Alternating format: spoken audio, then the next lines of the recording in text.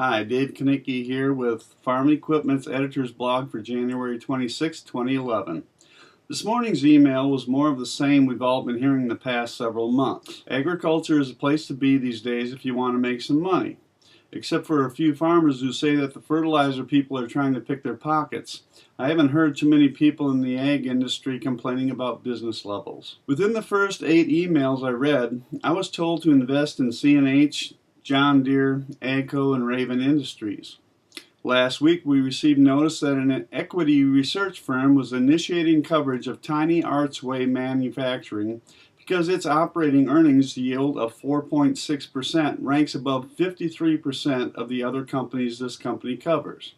But the one item that really got my attention had a headline that read, 3 top picks for agricultural inflation, that suggested that investors play equipment, fertilizer, and seed companies and stay away from the volatile commodities market.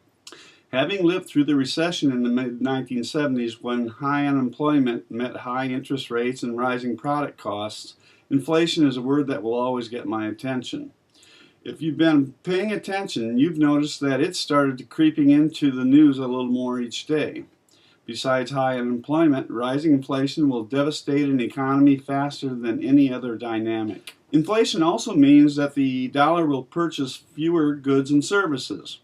In the case of ag machinery, farmers will put off equipment purchases because they need to cover the rising costs of consumable inputs like fertilizer, fuel, and seed.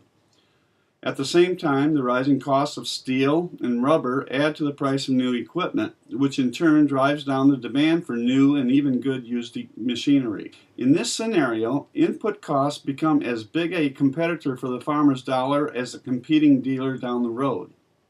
For the record, as of January 20th, anhydrous is up 46%, urea is up 13%, liquid nitrogen is up 29%, DAP is up 34%, and potash is up 15% since last April. These are the times when equipment dealers need to redouble their efforts to move beyond salesmanship to being your customer's consultant. Showing them how to minimize their use of inputs but still get great results not only reduces the competitive impact of inputs, but also reinforces the fact that you care as much about your customer's business as you do your own. Thanks for looking in, and we'll talk to you next time.